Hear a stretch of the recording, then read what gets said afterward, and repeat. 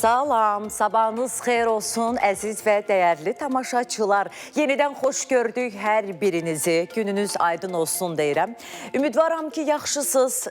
Mən yaxşıyam, bizim komandamız yaxşıdır və özümüzü çox yaxşı hiss edirik. Çünki bayram havasındayıq. Cəmi bir gündən sonra artıq 2025-ci ili yola salacağıq və yeni bir ilə qədəm qoyacağıq. At ilinə qədəm qoyacağıq. Elə bugün də sizin qarşınızda olacaq. Səhər də bizim bayram havasında efirimiz olacaq. Bəli, əziz tamaşaçılar, saat yarım indi də evlərinizin qonağı olacaq. Studiyada mənəm, aparıcınız Turan Ədalət. Ölkədən və dünyadan sizə bugün də çatdıracağımız önəmli xəbərlər var. Eyni zamanda bizim əməkdaşlarımız bir-birindən maraqlı mövzuların müzakirəsini ediblər. Onlara dair reportajlarımız var. Saat yarım diqqətiniz bizdə olsun. Günümüzün çox maraqlı da mövzusu var. Həm günümüzün mövzusuyla, həm də digər reportajlarla gəlin anonslardan tanış olaq.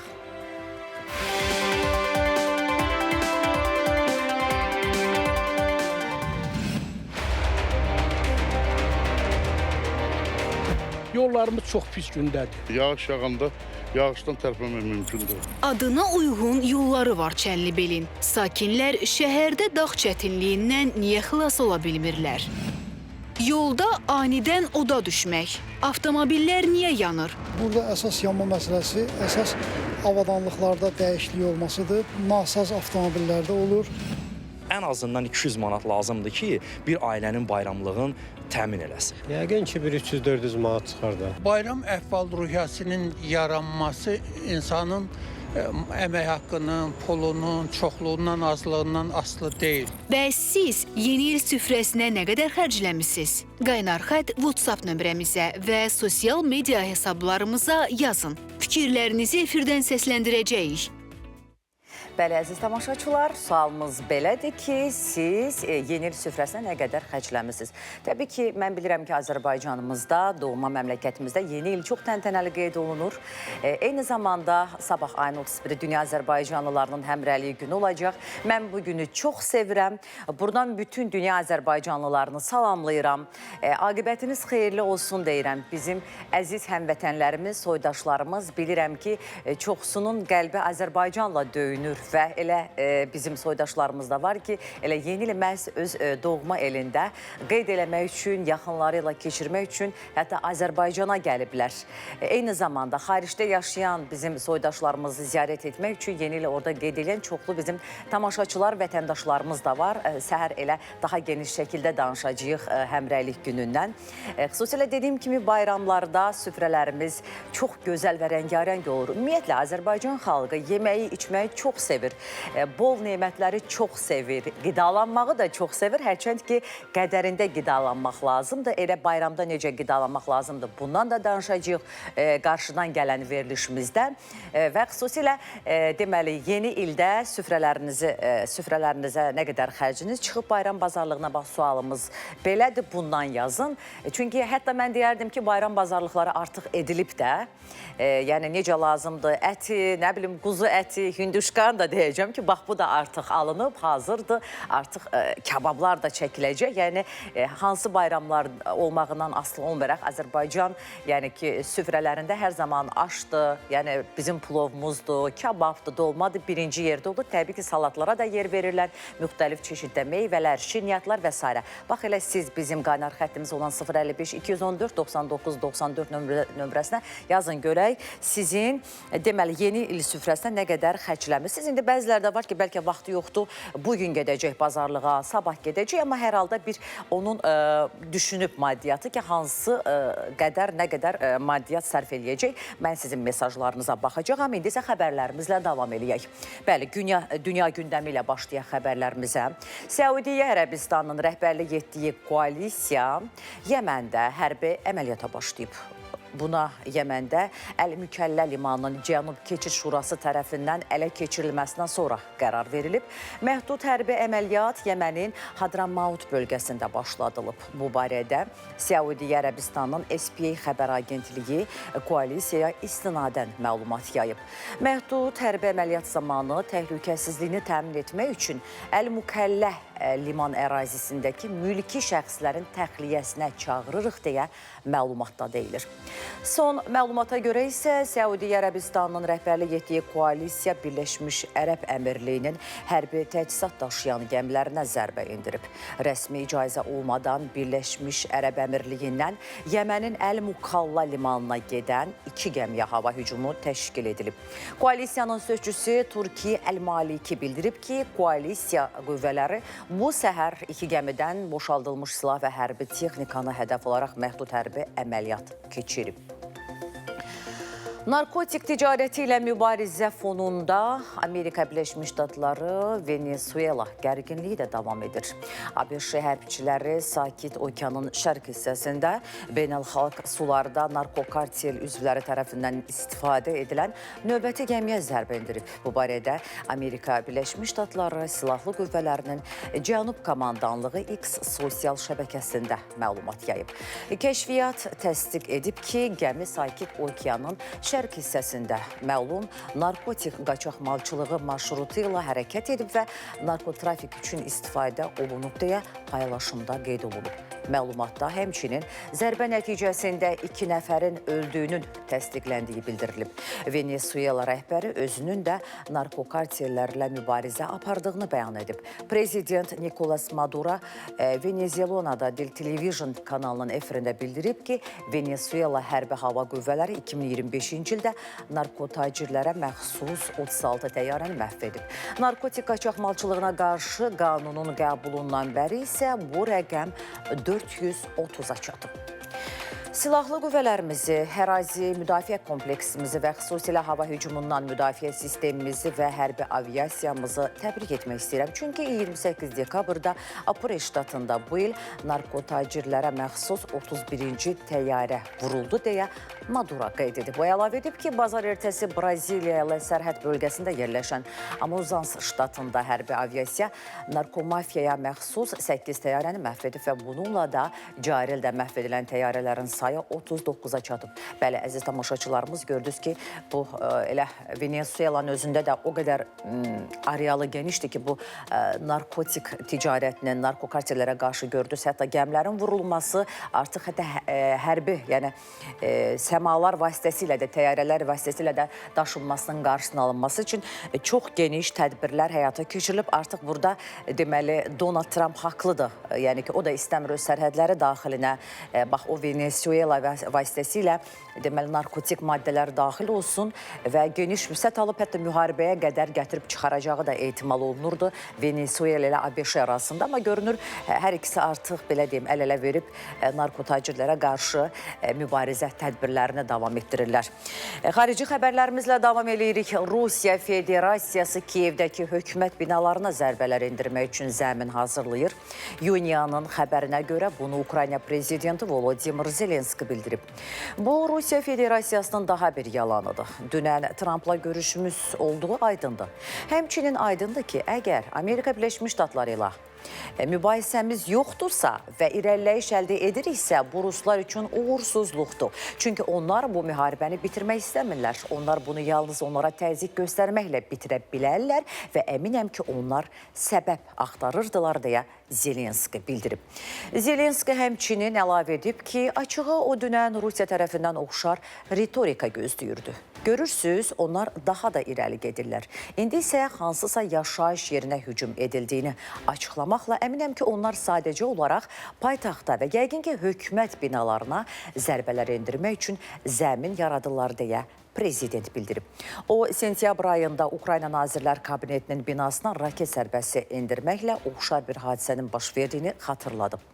Xatırladaq ki, dünən Rusiya tərəfi bəyan edib ki, rəsmi Kiyev, Novgorod vilayətindəki Rusiya prezident iqamətgahına uzun mənzilli dronlardan istifadə edərək geniş miqyaslı terror hücumu təşkil edib. Bu barədə Rusiya liderinin köməkçisi Yuri Uşakov, Rusiya və ABŞ prezidentləri Vladimir Putin və Donald Trump arasında söhbətdən sonra keçirilən brifinqdə bildirib. Xarici İşlər Naziri Sergey Lavrov Rusiyanın danışıqlar prosesindən çəkilmək niyyətində olmadığını, lakin hadisələri nəzərə alaraq mövqeyini yenidən nəzərdən keçirəcəyini açıqlayıb. Bundan əlavə, Putinin iqamətgahına hücumdan sonra Moskvanın cavab zərbəsinin hədəfləri və vaxtı artıq müəyyən edildiyi bildirilib. Bəli, Rusiya ilə Ukrayna arasındakı gərginlik təəssüflər olsun ki, davam eləyir, sülh danışıqlarına gedilir, nümayəndə heyətlərinin qarşılıqlı görüşləri keçirilir. Donald Trump əsas vasitəçi sayılır. Buna rəğmən hələ də bu danışıqların getdiyi bir ərəfədə qarşılıqlı hücumlar, dron hücumları və xüsusilə də strateji obyektlərə davam eləyir. Amma deməli, ötən günkü açıqlamada yanvar ayında yeni deməli, görüşün keçiriləcəyi və hətta Vladimir Putinlə Zelenskinin qarşı-qarşıya gətiriləcəyi bəyanatı gəldi. Amerika tərəfindən gəlin biz də ümid eləyək ki, hər iki dövlət arasında gərgin vəziyyət artıq bitər və biz növbəti ili deməli, sülh ili kimi dünyada qlobal sülh ili kimi görərik. İndi isə deyirəm, ölkəmizə qaydaq, öz havamızdan danışaq, öz suyumuzdan danışaq. Bəli, havaya nəzər salırıq. Sinoptiklər Bakıda və Abşeron yarımadasında, eyni zamanda əksər bölgələrdə bugün və sabah gözlənilən küləkli hava şəraiti ilə bağlı sarı və narıncı xəbərdarlıq verib. Konkret bu günə gəlincə, Milli Hidrometeorologiya Xidmətinin məlumatına görə Bakıda və Abşeron yarımadasında dekabrın 30-unda, yəni bugün hava şəraitinin dəyişkən buludlu olacağı, arabir tutulacağı, əsasən yağmursuz keçəcəyi gözlənilir. Lakin bəzi yerlərdə az çiskinli olacağı ehtimalı var. Mülayim cənub-qərb küləyi ara bir güclənən şimal-qərb küləyi ilə əvəz olunacaq. Havanın temperaturu gündüz 6-8 dərəcə isti olacaq. Azərbaycanın rayonlarında da hava şəraitinin bəzi yerlərdə ara bir yağıntılı olacağı, qar yağacağı gözlənilir. Ayrı-ayrı yerlərdə intensiv olacağı ehtimalı var. Qərb küləyi bəzi yerlərdə arabir güclənəcək. Havanın temperaturu gündüz 6-10 dərəcə, dağlarda 3 dərəcə şaxtadan 2 dərəcəyə dək isti olacaq. Gecə və səhər bəzi dağlıq ərazilərdə yolların buz bağlaması ehtimalı var.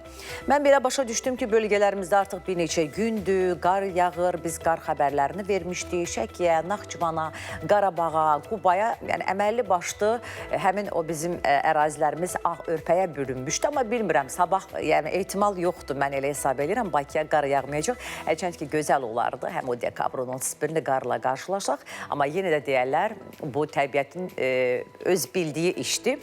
Əziz və dəyərli tamaşaçılarımız, mövsümlərindən asılı olmayaraq əhvalınız hər zaman bahar və bayram ab-havasında olsun. Mən də özümü çox yaxşı hiss edirəm. Çünki düzdür, yaş üstünə yaş gəlir, illər bir-birinə əvəz eləyir. Bu təbiətin bir qanunudur. Yaşlanırıq, balaca uşaqlar böyüyür, gənclər orta yaşa keçid alır. Bu ayrı məsələ.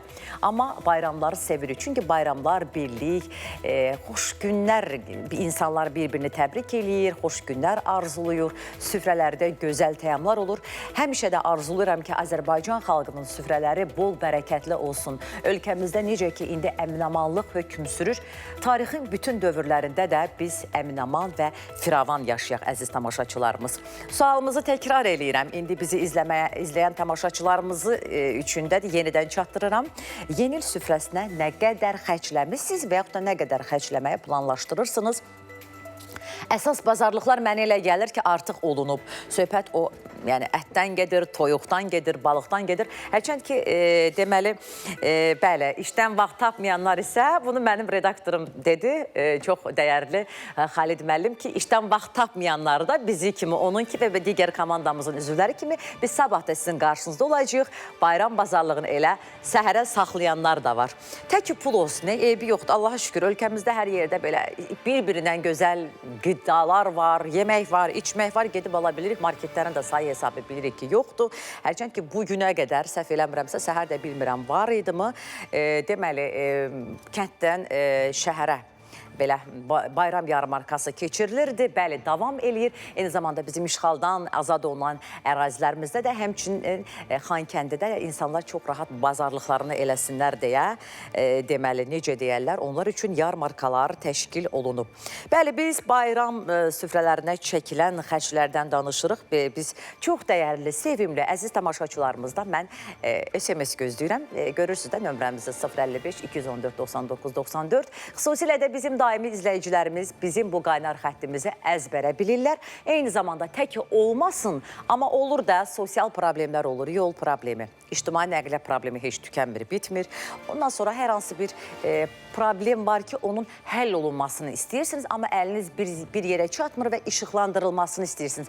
Bax, bununla bağlı da öz müraciətlərinizi dəqiq olaraq ünvanlı şəkildə qeyd edin. Buradan dünya Azərbaycanlılarına da səslənirəm. Təbii ki, siz də yaza bilərsiniz bizə öz təəssüratlarınızdan, elə bayram təbrikləri də yaza bilərsiniz. Mən bilirəm ki, çox sayılı dünyanın dörd bir yanından bizi izləyən həmvətənlərimiz var. Deyirəm, əziz tamaşaçılar, artıq qaynar xəttimizə baxaq, görək yazan tamaşaçıların nə qədər xərci çıxıb. Maşallah, yazmağa davam edirsiniz, çünki söhbət puldan, xərcləməkdən gedirsə, bu hamının yaralı yeridir. Bəli, başlayıram mən bizim ilk mesajımızla. Aha, deyir, salam, necəsiniz? Yaxşıyıq, təşəkkür edirəm. Siz tamaşaçılarımız da hər zaman yaxşı olasınız. Mən deyir, yeni il süfrəsinə 150-200 manat xərcim çıxır. Saatlı rayonun Seyidləri kəndindən Orxan Qazaxlının bu mesajıdır. İndi də düzdür də, ölkəmizdə düzdür, bizim ana təbiətimiz, gözəl təbiətimiz hər cür meyvəni yetişdirir. Bu ayrı məsələ. Hər cür tərəvəzlər də var. Dünyanın bir çox ölkələri ilə müqayisədə bizdə hələ o təbiilik, organik məhsullar həqiqətən də qalmaqdadır. Bir də xarici meyvələr, xarici tərəvəzlər də var. Bunlar da artıq həm bazarlarda piştaxtaları bəzəyir, eyni zamanda marketlərdə də, vitrinlərdə görə bilirik. Elə deyilmi? Məsələn, mənim özüm elə meyvələr var, baxıram ki, bu nədir? Çox qəribə meyvələr var. Artıq onlar da bizim ölkəmizə idxal olunur. Bayram süfrələrdə həm də bax onu görmək istəyirik. Bu da bir qədər, yəni süfrələrinin daha rəngarəng olmağını istəyən bizim vətəndaş və tamaşaçılarımızın da bir qədər də xərci çıxır. Deyir, elə qoy gözəl görsənsin. Yeməyəndə elə ilk dəfə yeyərək dadını bilmiş olur. Sonra Qazaxdan Arzu xanım da bizə yazır ki, mən 200 manat xərcləmişəm. İndi də gedirəm bazara, yəqin ki, 200 də bugün xərcləyərəm. Bu da artıq eləyəcək 400 manat miqdarda. Ələxsusda, əgər qonaq çağırmışsınızsa, öz qohum əqrabanızla və yaxud da ailənizin tərkibi genişdirsə, dostlarınızı da qonaq dəvət eləmişsinizsə, bir qədər də xərcləriniz bayram bazarlığına təbii ki, çox çıxacaq. Deyirəm, tək pul olsun, almaq o qədər asandır ki, indi iş marketlərə getməyə də çox ehtiyac yoxdur. Hətta sifarişli şəkildə belə girirsən, onlayn formada sifarişini verirsən, bütün sənin bazarlığın qapına qədər gəlib çıxır. Bu əlavə vaxt sərf eləməyən insanlara aiddir. Amma məsələn, mənim atam ona marketləri, bazarları gəzməyi çox sevirlər. Gedirlər, hər şeyə bir-bir baxırlar. Ondan sonra qəşəng bir bayram bazarlığı eləyirlər. Nəyin təbii olduğunu, nəyin keyfiyyətli olduğunu çox yaxşı bilirlər, məndən fərqli olaraq. Bəli, əziz tamaşaçılarımız, biz davam eləyirik. Aha, görək, kim nə yazır, nə qədər xərcləri çıxır. Salam, sabahınız xeyir olsun. Sizin də qarşıdan gələn yeni ilinizi təbrik edirəm. Rasim Həsənovun bu mesajı idi. Mən 200 manat xərclədim, 3 nəfərik. Bəs elədir, Allah bərəkət versin. Yəni, belə baxanda 200 manat da az deyil, cibinizə bərəkət. Allah ruzi bərəkətinizi bol eləsin. Sizin də, bütün tamaşaçılarımızın da Azərbaycan xalqında həqiqətən də Azərbaycanlara xoş yaşamaq, gözəl yaşamaq çox yaraşır. Deməli, tamaşaçımızın biri yazıb ki, Tovuz rayonunun Alakol kəndindən mənim adım Amirdir. Amir bəy, mesajınızın arxasını da gözləyirəm. Yəqin ki, siz yazmağa davam eləyəcəksiniz. Yazın görək bayrama nə qədər xərciniz çıxıb. Bəzən də məsələn uşaqların, gənclərin bilmir də o valideynin nə qədər xərci çıxır, nə alır. Siz də valideynlərinizdən soruşun ki, ay ata, ay ana, sizin bayram bazarlığınıza nə qədər xərciniz çıxıb? Mesaj yazın. Bunu da eləyə bilərsin. Tək yəni ki, evin söhbət o qida təminatını həyata keçənlərdən getmir də. Elə övladlar da yaza bilər, valideynləri ilə maraqlanıb. Deyir ki, mən 385 manat pensiya alıram, 32 ildir yataqxanada yaşayıram. Elə də yeni ilə olmayan pulu necə xərcliyim? Pensiyada deyir, təəssüflər olsun ki, ancaq dava dərmana gedir. Allah sizin bol şəfa versin sizə. İnşallah ki, bilirsiniz ki, xüsusilə yataqxanalarda bizim keçmiş məcburi köçkünlərimiz, öz yurt yuvalarından didərgin salınan soydaşlarımız yaşayırdı və artıq çox sürətli şəkildə Qarabağ bərpa olunduqca onlar öz yurt yuvalarına köçürürlər, yüksək səviyyədə evlərlə, yaşayış yerləri ilə, mənzillərlə təmin olunurlar. İnşallah ki, siz də əgər keçmiş məcburi köçkünsünüzsə, deməli, buna qovuşarsınız və yataqxanada, bəli, hansı ki, az təminatlı ailələr də yaşayır. Bu yaxından qərar verildi. Dövlət başçısının sərəncamına əsasən az təminatlı ailələr üçün 200 manat məbləğində ödəniş verilməsi haqqında qərar qəbul olundu. Bu da sizin bayram bazarlığınız üçün əlinizdən tutar deyə düşünürəm bizim çox dəyərli tamaşaçılarımız. Sonra başqa bir tamaşaçımızın mesajı ilə gəlin davam eləyək.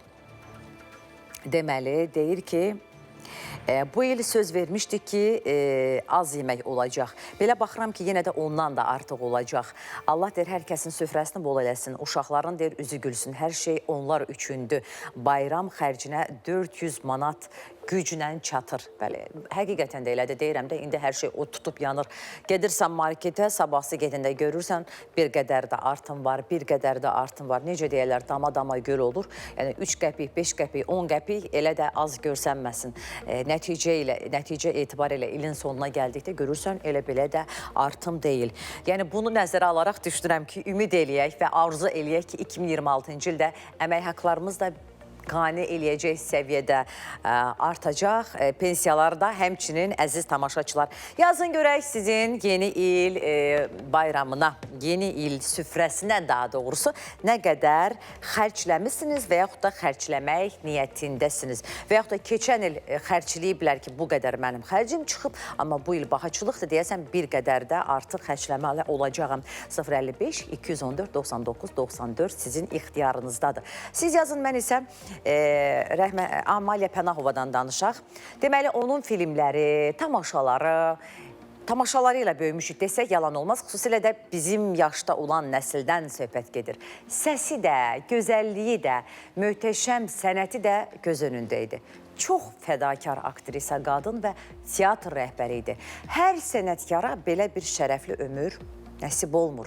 Mərhum sənətkarın 80 illik yubileyi qeyd olunub. Gəlin izləyək. Amalia Pənahova Azərbaycan teatr və kino sənətinin ən görkəmli nümayəndəsi olmaqla yanaşı, həm də Bakı Bələdiyyə Teatrının yaradıcısı idi. O oynadığı rollarla səhnəyə yeni nəfəs, yeni janr gətirdi. Onun rollarında Azərbaycan qadınının daxili psixologiyası, poetik təcəssümü duyulurdu. Heydər Əliyev sarayında sənətkarın 80 illik yubileyi qeyd olunub.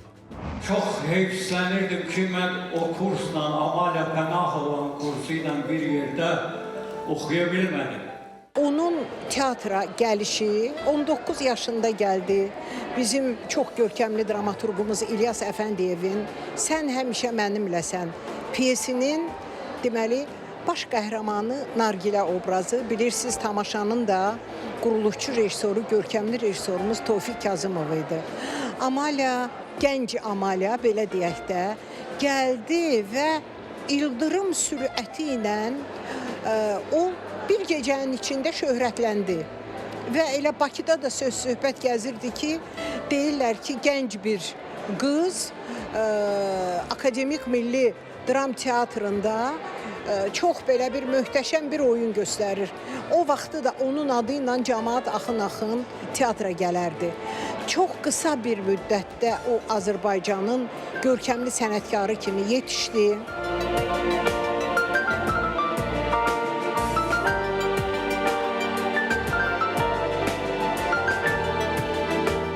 Mən teatra gələndə artıq Amalia xanımla onu da bilmirəm. Mahnı dağlarda qaldı, Billur sarayda, Qəribə oğlan, Natəvan, Yalan və bir çox tamaşalarda yəni iştirak elədim. Siz Amalia xanımın böyük sevgisi vardı həyata, sənətinə, aktyor sənətinə, teatra.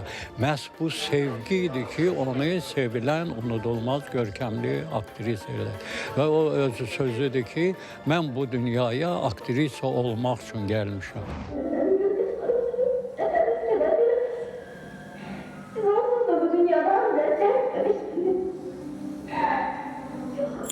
Amalia Pənahova yaratdığı Bakı Bələdiyyə Teatrında qocaman sənətkarları ətrafına topladı. Onları yenidən tamaşaçılara qazandırdı. Amalia xanım Pənahova mənim Akademik Milli Dram Teatrda ilk tərəf müqavilim olub. Bunu da bilmirəm tamaşasında və o tamaşa mənim həyatımda çox şeyləri dəyişib. Amalia xanım sonra Azdramadan ayrılandan sonra Bələdiyyə Teatrını yaratdı və onu öz ailəsi kimi sevdi, qorudu və indi Amalə xanım cismən yoxdur. Amma onun yaratdığı teatr bu günləri yaşayır. Çünki bir insan ki öz ömrünü millətinə, xalqına, vətəninə, onun mədəniyyətinə, inkişafına sərf eləyərsə, o əbədi olaraq yaşayır.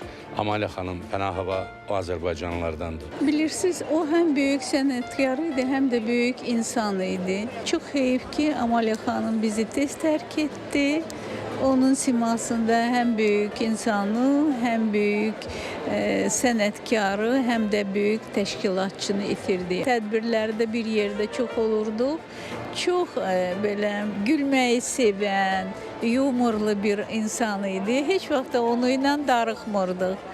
Ona görə mən onu çox sevirdim. Bir dəfə də istirahətdə də bir yerdə olduq və onu heç unuda bilmirəm. Çünki onun yanında olanda heç vaxt insan nə birindən küsür, nə birindən danışır, nə birindən söhbət edir. Çünki öz sözümüz özümüzə bəs idi. Sənətkarlar ölmür, özlərindən sonra da yaşayırlar. Həm tamaşaçıların qəlbində, həm də filmlərdə.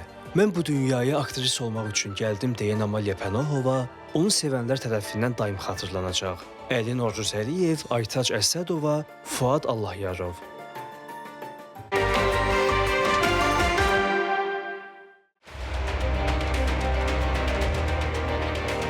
Yollarımız çox pis gündədir. Yağış yağanda yağışdan tərpənmək mümkündür. Adına uyğun yolları var Çənlibelin. Sakinlər şəhərdə dağ çətinliyindən niyə xilas ola bilmirlər? Yolda anidən oda düşmək. Avtomobillər niyə yanır? Burada əsas yanma məsələsi, əsas avadanlıqlarda dəyişiklik olmasıdır. Nasaz avtomobillərdə olur.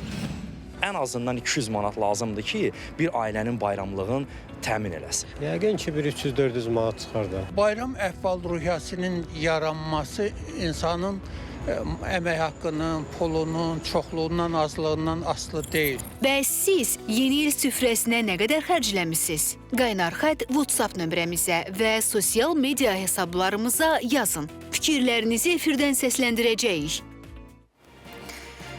Davam eləyirik, əziz tamaşaçılar. Bəli, bayram olduğu üçün artıq bir çoxlar üçün tətil elə bugündən də başlayıb.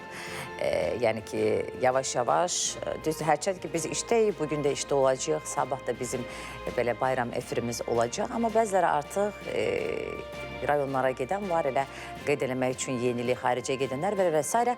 Yollarda vəziyyətin biraz stabil olduğunu düşünürəm. Çünki həmçinin tətildir, məktəblərdə də tətildir. Amma yenə də iş başında olanlar, öz işini görənlər var, əlaqədar qurumlar var ki, bunlar bayram günlərində gücləndirilmiş iş rejimində çalışacaqlar. Eyni zamanda bizi kimi çox sayılı insanlar var ki, yol üstündədirlər, işə gedirlər, nə bilim, digər işlərinin dalı, arxasıca gedirlər və s. Yəni, nəticə etibarilə gəlin yollardan danışaq. Görək, xüsusilə bu saatda paytaxtımızın mərkəzinə aparan yollarda vəziyyət nə yerdədir? Mən baxıram, siz də mənimlə bərabər baxırsınız. Deməli, davam eləyəcəyik biz Bakı-Sumqayıt şosesindən.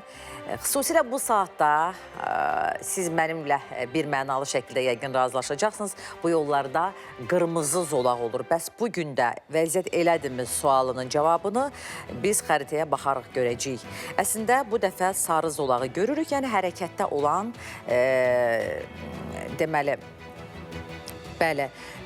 hərəkətdə olan biz avtomobillərin tıxacını görürük. Bəli, bu da o deməkdir ki, bayram tətilinə daha tez başlayanlar var. Ona görə ki, yola çox çıxmırlar. Buna təsir edən amillərdən biri də məktəblərin tətildə olmasıdır. O yol boyu biz gəlirik ki, əsas yollardan biri sayılır. Paytaxtımızın deməli şimal istiqamətindən daxil olur və çox işlək, çox müraciət olunan yoldur. Bəzən elə olur ki, gecə 10-da 11-də də orada tıxacı görmək olur. Elə bu saatlarda da xüsusilə Moskva prospektinə gətirir bu yol bizi. Burada da qırmızı yol başladı. Yəni belə başa düşdüm, tətilin olub-olmamağından asılı olmayaraq bu yollarda vəziyyət həmişə ürək açan olmur. Moskva prospektidir, Tbilisi prospektidir. Bu istiqamətlərdə hər zaman tıxac olur. Amma 20 yanvar dairəsinə baxırıq. Ötən günlə eyni saatla müqayisədə bugün vəziyyət yaxşıdır və 20 yanvarla davam edirik. 3-cü mikrorayon dairəsində adətən tıxaclı yer olur. Burada da vəziyyət yaxşıdır, yollar açıqdır, rahatlıqla istifadə edə bilərsiniz. Əziz tamaşaçılar, Ali Mustafayevdə də həmçinin yollarda tıxacın olmadığını görürük və gəlin keçək Ziya Bünyadov prospektinə. Ziya Bünyadov prospekti də bilirik ki, tıxaclı yollarımızdandır. Ancaq bugün bizim bu yolumuz belə deyim, açıqdır, rahatlıqla bizim tamaşaçılarımız Ziya Bünyadov prospektindən demək ki, istifadə eləyə bilirlər. Sonra Azadlıq prospekti önümdə açıldı. Burada da vəziyyət çox yaxşıdır. Amma Ziya Bünyadov prospektinin bəzi hissəsində qırmızı zolağı yenə xüsusilə şəhərə doğru görmək olur. Bəli. Amma yenə də ötən günlərlə müqayisədə vəziyyət yaxşıdır. Kənar yolda, Ziya Bünyadov prospektinin kənar yol dairəsi də bu istiqamət də yaxşıdır. Və Ziya Bünyadov prospekti boyu Koroğluya qədər hansı ki davam eləyir. Mən yolları burada açıq gördüm. Və o yollardan mərkəzə doğru gəlin davam eləyək Heydər Əliyev prospekti ilə. Heydər Əliyev prospekti də bilirik ki, adətən tıxaclı olur, amma vəziyyəti bugün yaxşı qiymətləndirmək olar. Açıq görsənir, şükür olsun. Yəni rahatlıqla belə, çox rahat avtomobillərinizi idarə edə bilərsiniz.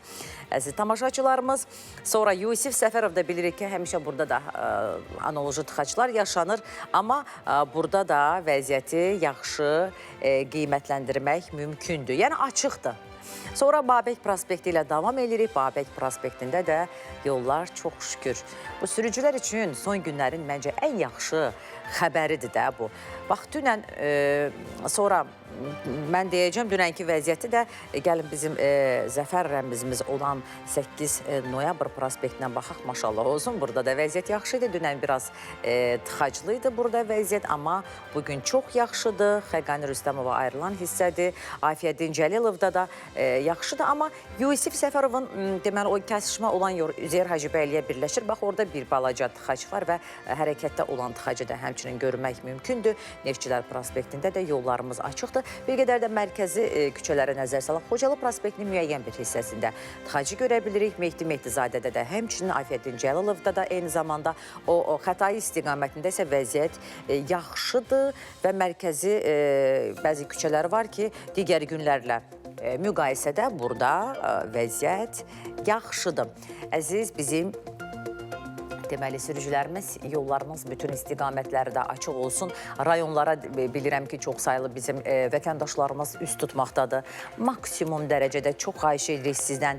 Sürət həddini aşmayın, ehtiyat tədbirlərini əldən verməyin, təhlükəsizlik kəmərlərindən yararlanın, istifadə eləyin. Bu qanun çərçivəsindədir. Əslində elə piyadalar da yolu sağa, sola keçərkən maksimum dərəcədə ehtiyatlı olsunlar. Və biz davam edirik, əziz tamaşaçılarımız.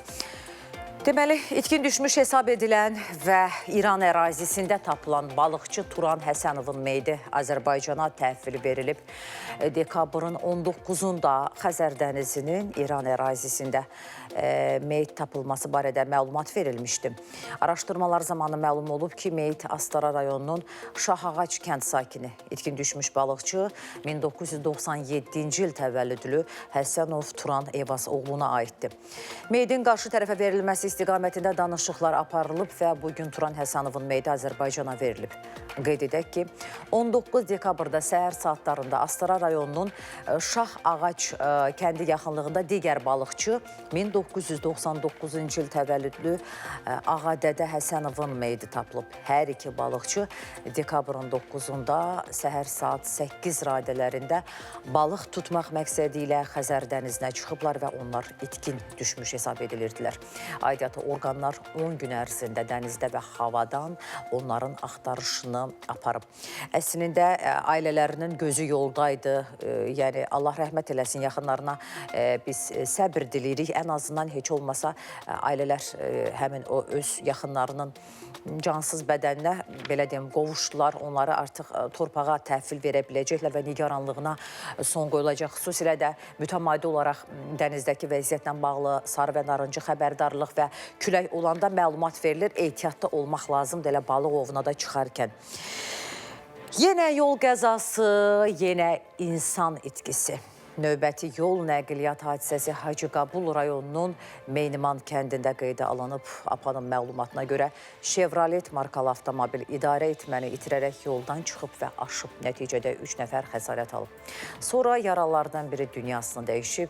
Hacıqabul rayonunun Muğan qəsəbə sakini 2009-cu il təvəllüdlü Bayramlı Nihat Talehoğlu müalicə aldığı Şirvan şəhər xəstəxanasında həyatını itirib. Faktla bağlı araşdırma aparılır. Təəssüflər olsun ki, son vaxtlar avtomobillərin anidən alışıb yanması tez-tez eşitdiyimiz xəbərlərdən birinə çevrilib. Bu kimi hallar yeni elektrikli avtomobillərdə də baş verir və təbii ki, əsas səbəb elə elektrik sistemi göstərilir. Bəs görəsən problem dəqiq nədəndir? Sürücülərin nəqliyyat vasitələri ilə bağlı diqqətsizliyi yoxsa avtomobillərin keyfiyyətsiz olması? Bax, bu mövzunun da çox önəmli olduğunu nəzərə alaraq araşdırma eləmişik. Gəlin, araşdırmanın nəticələri ilə tanış olaq. Hərəkətdə olan avtomobil yanır, qapılar kilidlənir. Təəssüf ki, belə hallar baş verir. Maşınların qəfildən alışıb yanması çoxlarına təəccüblü gəlir. Ancaq heç nə öz-özünə baş vermir. Avtomobil ustası Vüqar İmanov deyir ki, yanmaya səbəb olan bəzi məqamlar var. Ən əsas səbəblərdən biri isə avtomobilə kənar müdaxilədir. Burada əsas yanma məsələsi, əsas avadanlıqlarda dəyişiklik olmasıdır. Nasaz avtomobillərdə olur. Təmir zamanı baş verən hadisələr nə olur? Yəni ki, yanacaq sistemində borularda olan boşluqlar və yaxud da kipgəzlərdən axan sızıntılar, yanacaq sızıntısı və yaxud da olur ki, mühərrikdə hər hansı yağ sızıntısı olur. O da xaric etmə kollektorun üzərinə düşəndə orada böyük bir istilik əmələ gəlir. Bu istilikdən də yağda, mühərrik yağı da alışmaya meyilli məhsuldur. Bu səbəbdən də alışmalar baş verir. Digər bir məsələ isə sürücülərin maşınlara qoşduğu LED işıqlardır. Üstəlik ön və arxa işıqların daha gür olması üçün əlavə lampa və qurğular yerləşdirilir. Nəticədə alışma baş verə bilir. Bu qoruyucuları üstündə müqaviməti yazılır. Məsələn, 10, 15, 20, 30'luq. Bunu bəzən olur ki, sürücü və yaxud da hansı usta dəyişir. Dəyişəndə orada müqavimət düzgün qoruyucu qoyulur. O, ona görədir ki, hər hansı bir qısa qapanma bu qoruyucu açsın. Bura böyük müqavimətli qoruyucu qoyurlar. O qoruyucu tutaq ki, 5'likdə ora qoyurlar 30'luq. 30'luq da spiral kimi, dəmir kimi qızır və o nəticədə içəridə hər hansı bir işlək bir hissə varsa, o yanır. Amma bu atmalıdır. Müdaxilə, hamısı əlavə müdaxilə. Baxın, bu lampalar heç bir standarta uyğun olmayan lampalardır. Yəni, avtomobilin üzərində belə lampa gəlmir. Bunlar hamısı yüksək temperaturda, yəni güclü burada lampa işıq əmələ gəldi. Yəni, burada yüksək qızma olur. Bunu da satanlar deyirlər ki, baxın belə burada görsənir. Bunun dalında deyir özünün soyuducusu var, yəni ventilatoru var burada, kondisioneri var. Yəni, bu qızmanın qarşısını alır.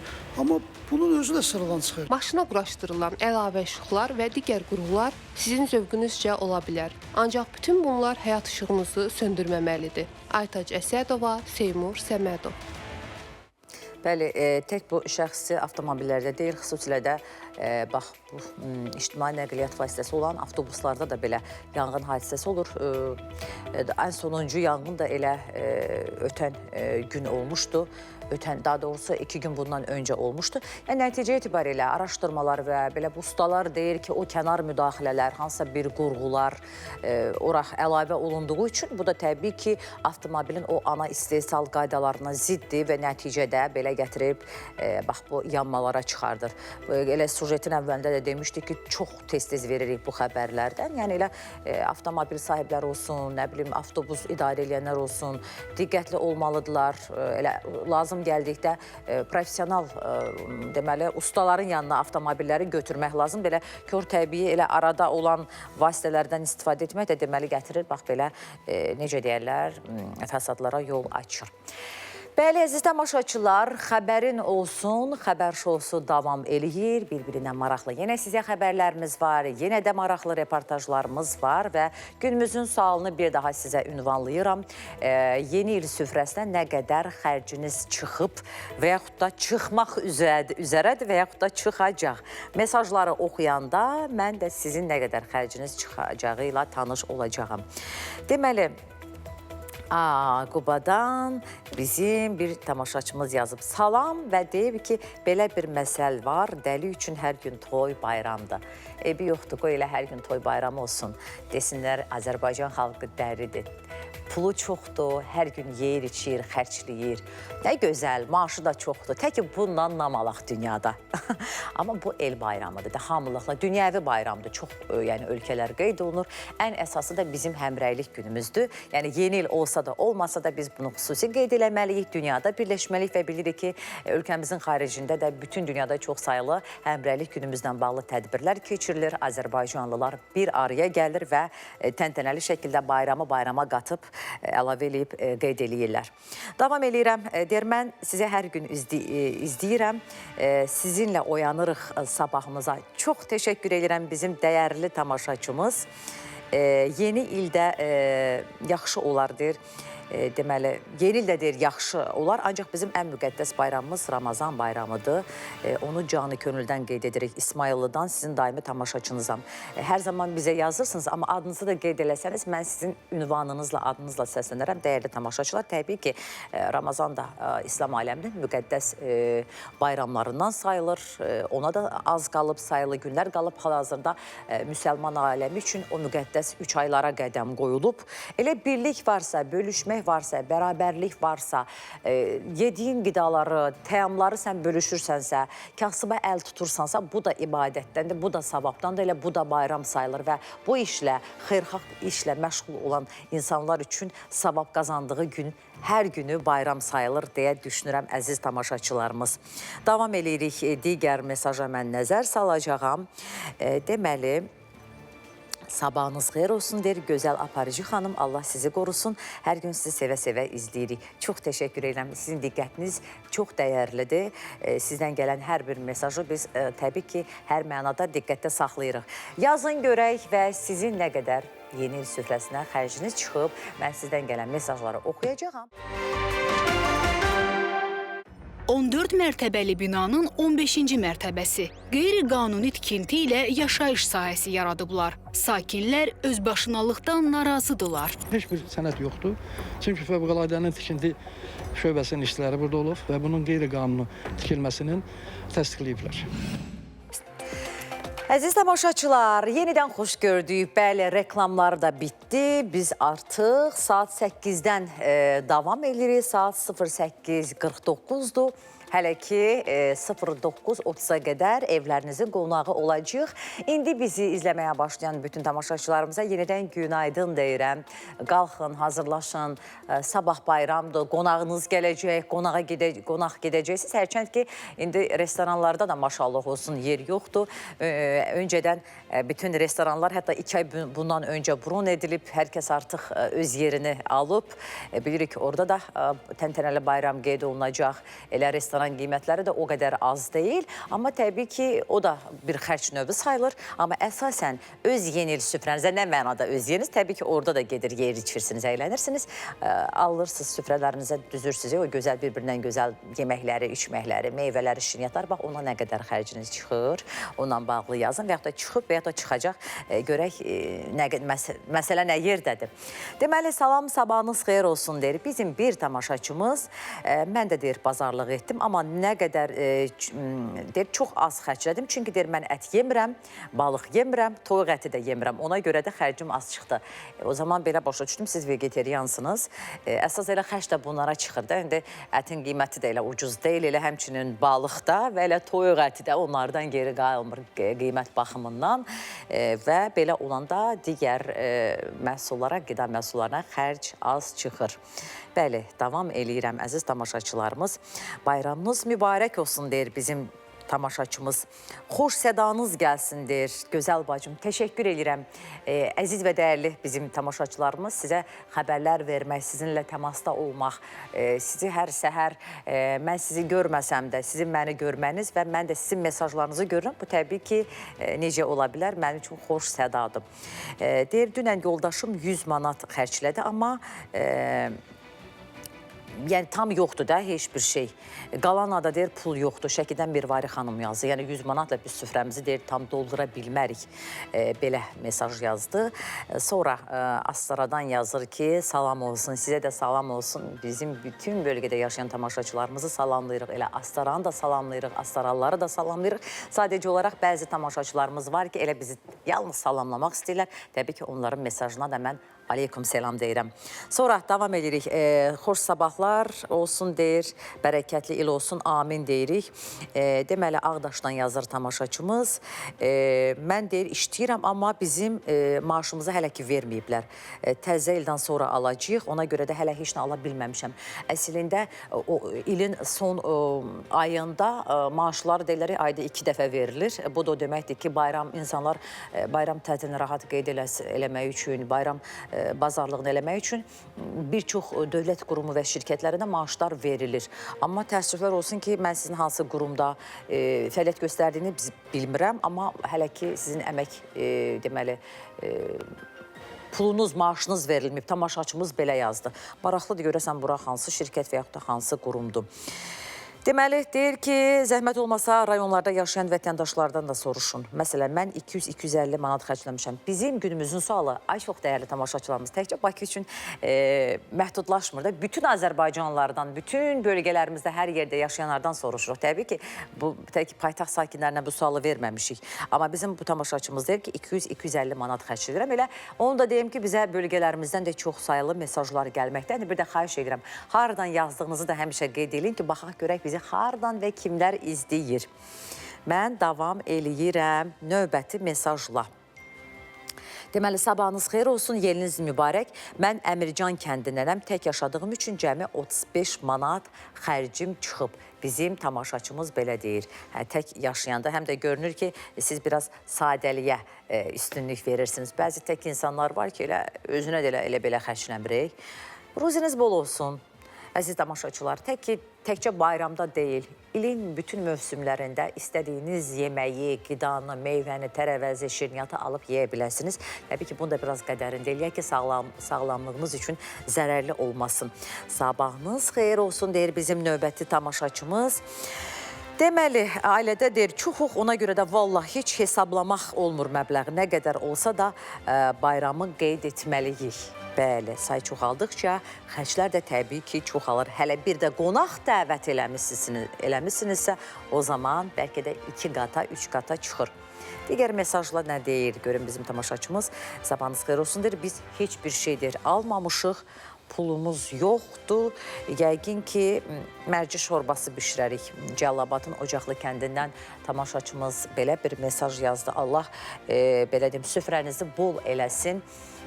Əziz tamaşaçımız, mən bunu deyə bilərəm, sizə həmişə dua eləyə bilərəm ki, Azərbaycan xalqının hər birinin evində, ocağında qazan qaynasın, gözəl təamlar dadılsın. Masallı rayondan, deməli, Bala Kolatan kəndindən yazır. Nə qəşəng kəndin adı var. Deyir, mən sizi hər səhər məktəbə gedəndə izləyirəm, salamlayıram, sizi yeni münasibəti ilə təbrik edirəm, bol ruzi bərəkət arzuluyuram. Bu, bizim şagird tamaşaçımızdan gələn mesajı idi. Salam olsun Masallıya da, siz qəşəng oxuyun, kəşkə adını da yazardım, bilmirəm, bizim bu şagirdimiz oğlandımı, qızdımı, amma diqqət göstərib bizi izləyir. Sən yaxşı dərslərini oxu, mən sən deyə bilərəm, çünki şagird sənsə səndən böyük sayılıram. Bir böyük bacı kimi tövsiyə edirəm ki, oxu, yaxşı yerlərə gəl, çoxlu pul qazan, ölkən, vətənin, ailən üçün xeyirli övlad olasan. Davam eləyirik. Deyirəm ki, Qədirin mesajını oxumasam olmaz, Yevlaqdan Qədir. Tamaşaçılarımız da üzünü görməsə də mənimlə bərabər onun adını əzbərləyiblər. Deyir Turan xanım, sizi və kollektivinizi yeni il münasibəti ilə təbrik eləyirəm. 2026-cı il düşərli olsun. Amin, amin. Bütün xalqımıza bayram süfrəsinə deyir 200 manat xərcləmişik. Mən belə baxanda əksər tamaşaçılar bu 200-250 manat civarında pul xərclədiyini yazıblar. Yəni, bu qədər eləyib. Miqdar təxminən. Sonra gəlin bizim Astaradan olan, Astaranın Sibiyyət kəndindən olan Qalib müəllimin mesajı ilə davam eləyək. Deyir ki, təbrik edir və yazır ki, bayram xərci hər kəsin cibinə uyğun olmalıdır. Bayram xərcimiz 150-200 manat təşkil edir. Bəli, sonra digər tamaşaçımız da yazıb ki, əslində çox gözəl sualdır. Təəssüflər olsun ki, aldığımız pul kommunala güclə çatır. Tamaşaçımız dedi. Sonra Allah deyir, bütün bayramları deyir, keçirməyi deyir, nəsib eləsin. Eyni zamanda Ramazan və Qurban bayramında Qazaxdan Kamil mesaj yazmışdı. Sonra Naxçıvandan yazır bizə tamaşaçımız, Şaxtaxtdan Nazilə yazır. Buradan bütün bizim Naxçıvanı da salamlayırıq. Salam olsun oradakı bizim bütün tamaşaçılarımıza. 200 manat deri xərcləmişəm bayram süfrəsinə. Sonra yeni süfrəmizə 350 manat pulumuz çıxıb. Deməli, Neftçalanın Xol Qarabucaq kəndindən yazır.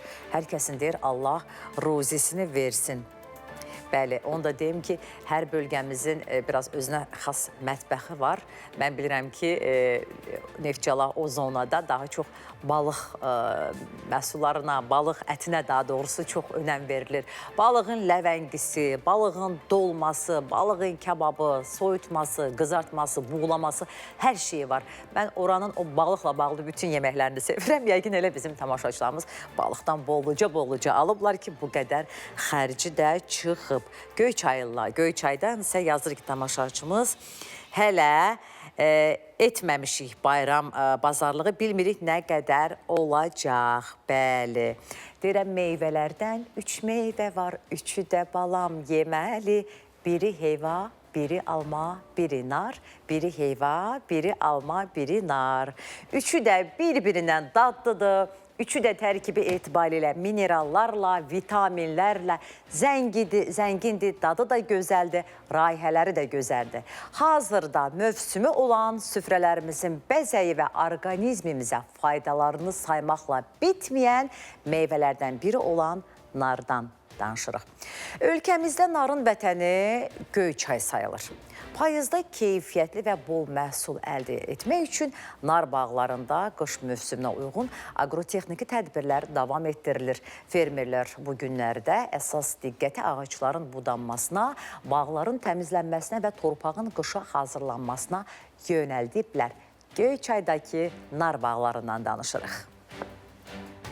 Göyçay rayonunda bağlarda qış mövsümünə uyğun agrotexniki tədbirlər aparılır. Hazırda əsas diqqət nar ağaclarına yönəlib. Fermerlərin sözlərinə görə yaxşı bar əldə etmək üçün ağacların vaxtında budanması mütləqdir. Bununla yanaşı ağaclar arası sahələr işlənir, bağlar təmizlənir. Hal-hazırda nar budaması gedir. İçəridə olan budaqları, mane olan budaqları kəsirik. Ağacı formaya salır, həm də ki, gələcəkdə meyvə çürüməsin deyinə formaya salır. Vaxt başında sıxlıq yaranır, meyvənin çürüməsi əlaqədar. Qış budamasıdır, sərt budama, ağacların formaya salınmasıdır, ağacların üzərində olan artıq yüklü, onlar götürülür və qış müalicəsinə hazırlanır. Bundan sonra gəlir bordo məhlulu ilə qış müalicəsi başlayacaq və əlavə mineral yağ vurulacaq və kübrələmə və dibinin becərilməsi prosesi davam edəcək. Birinci növbədə budamadan və o budamadan tökülən artıq o ağacın budaqları da onlar doğranılır. O təzədən yerə çürüntü kimi qalsın deyənə o çıxıb atılmır. Onlar doğranılır və əlavə kübrə əvəzi yaşıl kübrə deyirlər. O otlar da çalınır, həmin yerində qalır və çürmə verib gələcəkdə torpağın münbitləşməsinə kömək edir. Budanma işləri ağacların sağlam inkişafına və günəş işığının daha yaxşı nüfuz etməsinə şərait yaradır. Bu isə vegetasiya dövründə ağacların xəstəliyi və zərərvericilərə qarşı davamlılığını artırmaqla yanaşı, məhsuldarlığın yüksəlməsinə müsbət təsir göstərir. Hal-hazırda qış mövsümünə uyğun olaraq aqrotexniki qaydalara uyğun riayət edərək Əsasən budanma işləri aparılır. Cərgə aralarının şumlanması, diblərinin bellənməsi, mineral və üzü kütlələrin tətbiq olunması işləri davam elətdirir. Budanma işləri aparılması, yəni aqrotexnik qaydalara uyğunluq meyvəsində əsas götürülür. Çünki o həm məhsulun keyfiyyətinə, həm də kəmiyyətinə müsbət təsirini göstərir. Qış mövsümündə həyata keçirilən bu aqrotexniki tədbirlər nar bağlarının məhsuldarlığına ciddi təsir göstərir. Samir Cəbiyev, Zemfira Rəcəb, Göyçay.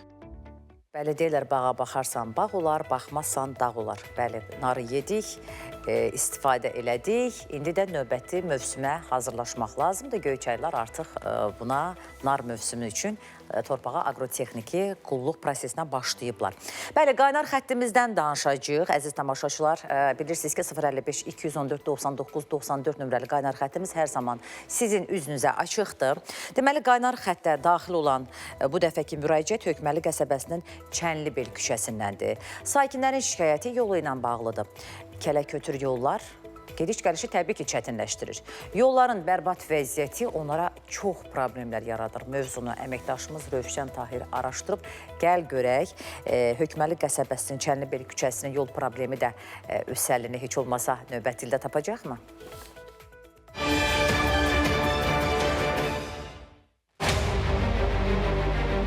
Mən 2010-dan burada yaşayıram. Yollarımız çox pis gündədir. Yağışdan tərpənmək mümkündür. Asfaltlanma ilə bağlı son hazırlıq işləri gedir. Mən 2010-dan burada yaşayıram. Gəldiyim gündən yollarımız bərbad vəziyyətdədir. Və dəfələrlə də özümüz pul yığıb yolları gücümüz çatdığı qədər qumdan zaddan atırıq. Bir il gedir, il yarım gedir, bir də həmin vəziyyətə düşür. Səsləndirilən fikirlər Atyalı yaşayış masivi Çənlibel küçəsi ilə bağlıdır. Sakinlər yolsuzluqdan əziyyət çəkirlər. Sanki burada yollar Koroğlunun Çənlibeldə at çapdığı dövrdən qalıb. İllərdir əraziyə asfalt çəkilməyib. Yollarımız çox pis gündədir. Özünüz yəqin gördünüz. Siz elə vaxt gəlmirsiniz ki, havanın yaxşı vaxtındır. Yağışda gəlsiydiniz, o uşaqları ki, necə məktəbə gedirlər, necə məktəbdən gəlirlər, adamın ürəyi ağrıyır. Belə zülm olmaz. Yayda tozdan tərpənmək mümkün deyil. Maşın gəlir, keçir buyurunda tozdan qabaq görmək mümkündür. Sonra gəlir qış payız ayları gələndə, yağış yağanda yağışdan tərpənmək mümkündür. Maşın buyruğundan keçir tərəf, bir də gördüyüm üstün başın palçığa bulanır. Uşağı məktəbə aparsan, apara bilmirsən. Uşağın ayaqlarını gərək bir ayaqqabı buradan geydirəsən məktəbə kimi, məktəbdə ayaqqabını dəyişdirib qulaqda gətirməlisən. Bir də gedib onu gətirəndə həmən vəziyyətdə. Bax, maşını yudurub, təzə yudurub ki, atmışdım. Yarı yolda saxladım, bir də geri döndüm. Yəni, istədiyim ünvana gəlib çatanmadım. Belə vəziyyətdədir, yolsuzluq belə vəziyyətdə. Çox pis vəziyyətdədir. Palçıq, zığ, nətər deyərlər, kələ, kötür. Xahiş edirik ki, vətəndaşlara köməklik olursun. Məsələ ilə bağlı Hökməli Bələdiyyəsinin mövqeyini öyrəndik. Orada asfaltlanma ilə bağlı son hazırlıq işləri gedir.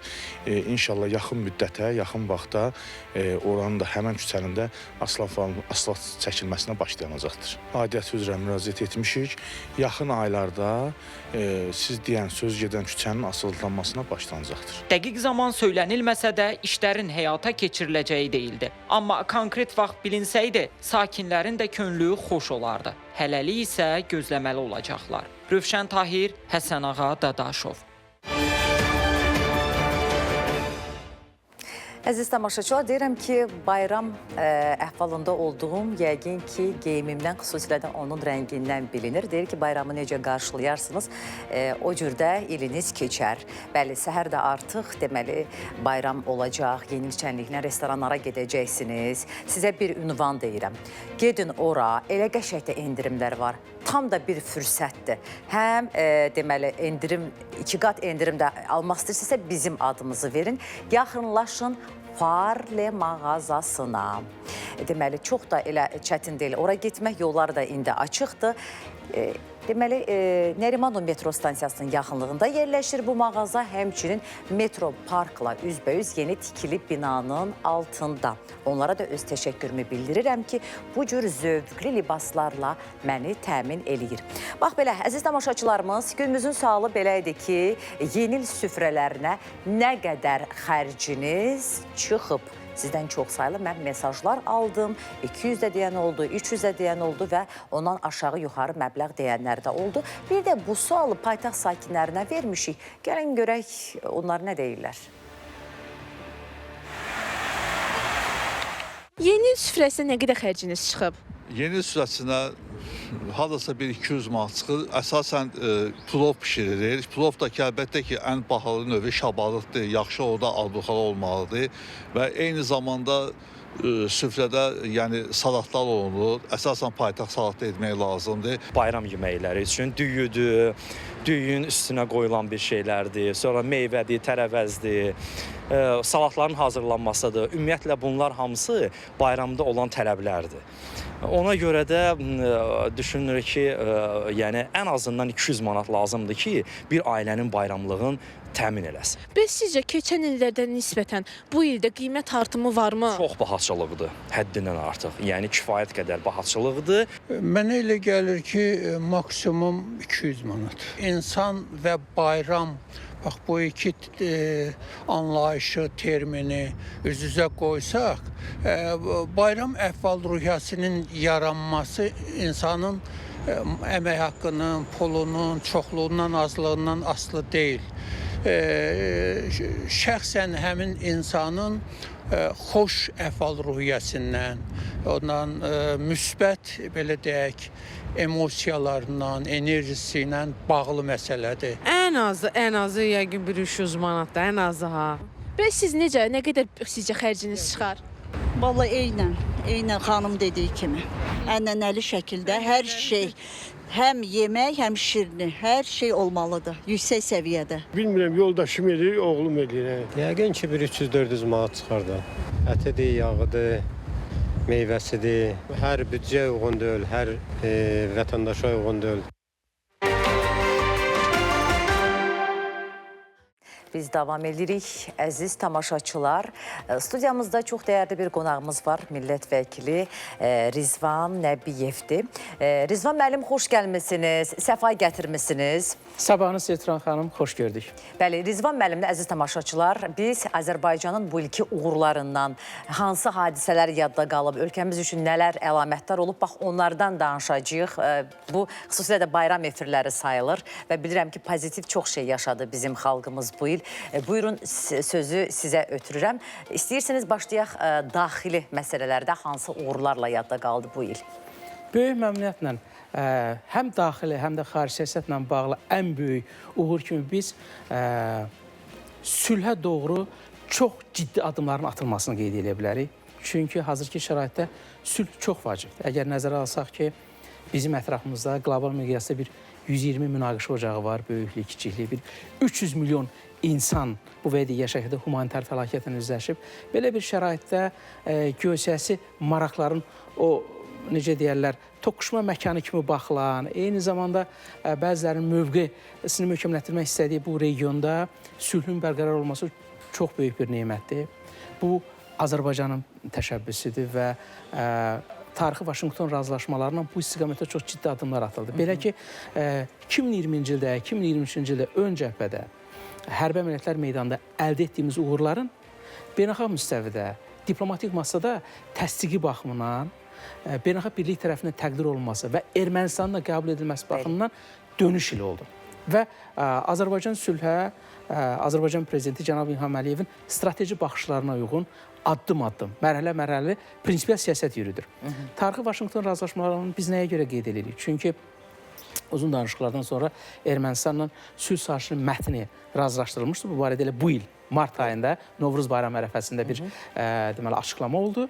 Ondan bir neçə ay sonra Əbu Dabidə yekun danışıqlar və Vaşinqtona gedən yolda Xaricilər Nazirləri bu sazişi parafladılar. Bu imzalamadan əvvəl çox mühüm bir mərhələdir və eyni zamanda biz Vaşinqtonda sülhə xidmət eləyən, sabitliyə xidmət eləyən, eyni zamanda Ermənistan-Azərbaycan arasında dövlətlər arasında normallaşmaya yol açan bir neçə digər mühüm hadisənin də şahid olduq.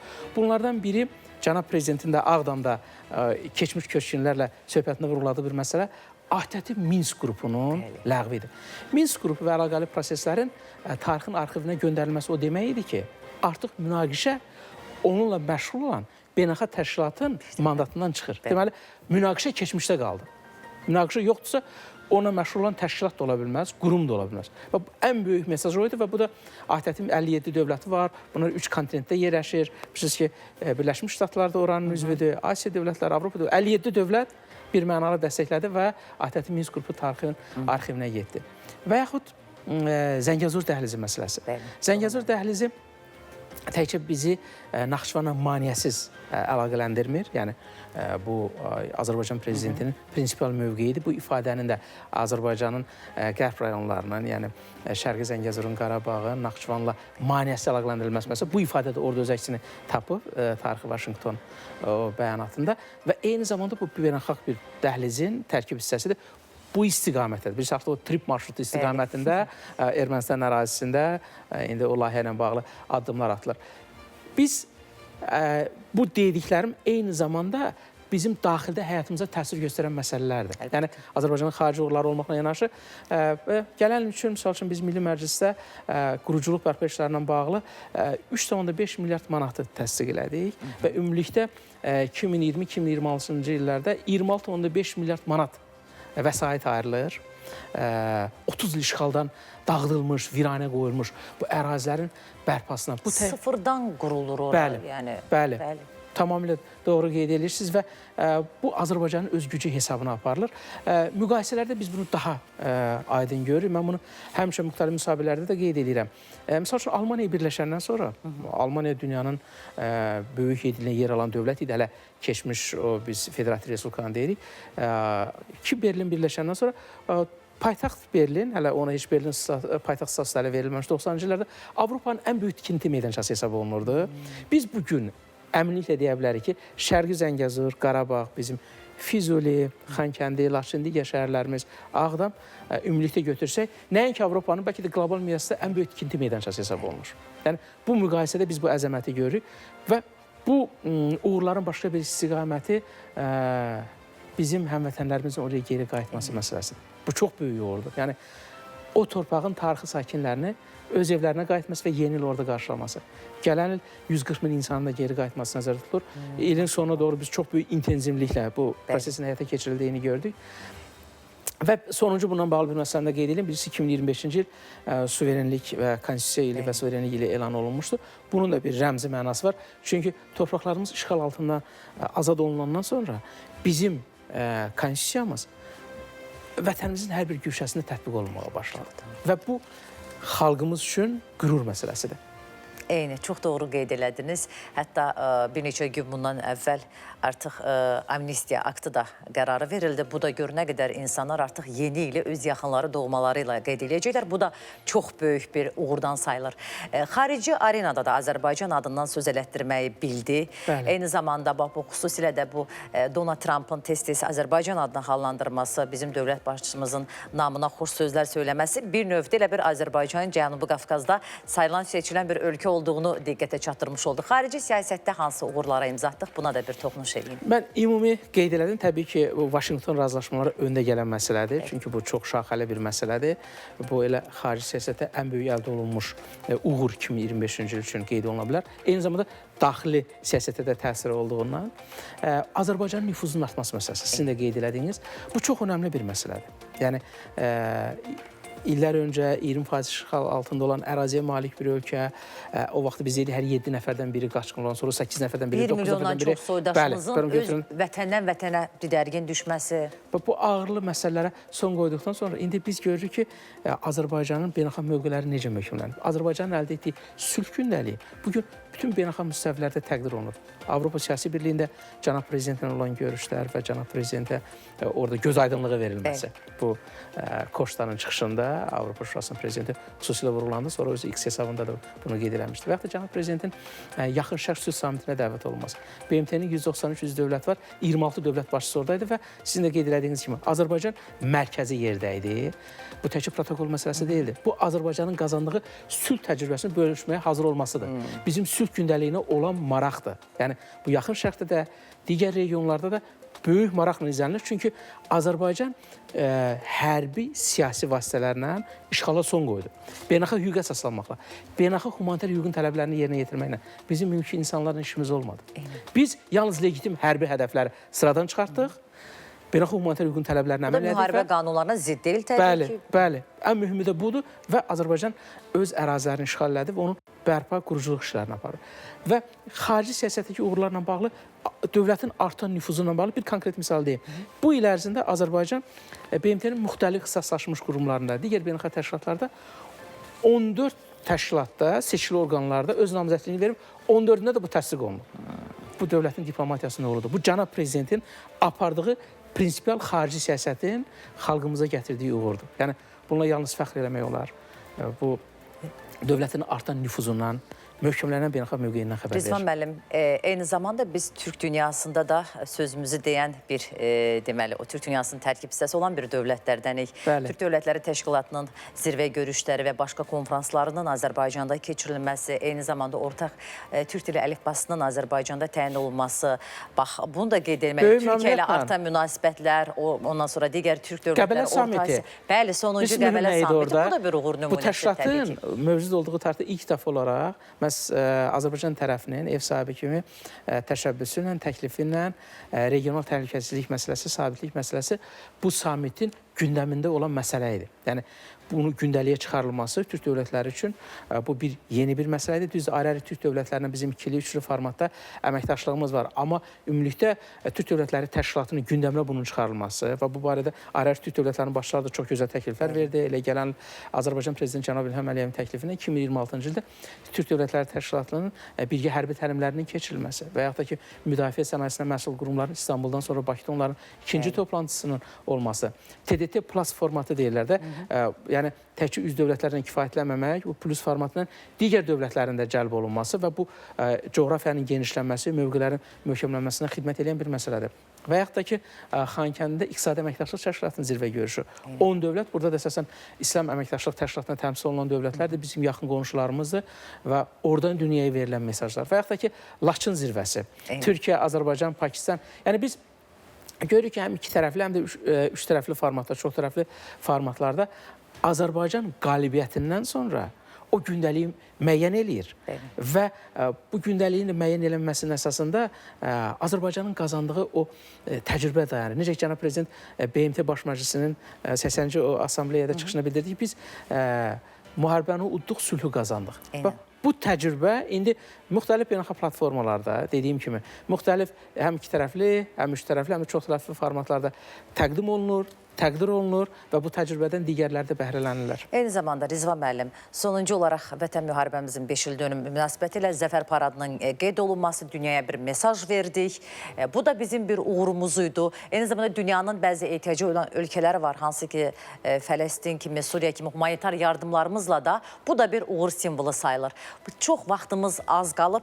Buna da bir təsdiq fikri bildirmiş olsanız təbii ki böyük məmnuniyyətlə çox yekunlaşdırardı. Zəfər Paradının keçirilməsi bu həm daxili siyasətlə, həm də xarici siyasətlə bağlı uğurların təsdiqini verən bir mesajdır. Bu təkcə dövlətin hərbi gücünün nümayişi deyil, eyni zamanda dövlətin diplomatik siyasi qüdrətinin nümayişidir və bizim yanımızda tərəfdaş dövlətlər, həm liderlər səviyyəsində tərəfdaş dövlətlər vardı, müdafiə nazirləri səviyyəsində yer almışlar və onu həmin o azadlıq meydanından izləyirdilər və yaxud da ki, sizin toxunduğunuz amnistiya məsələsi.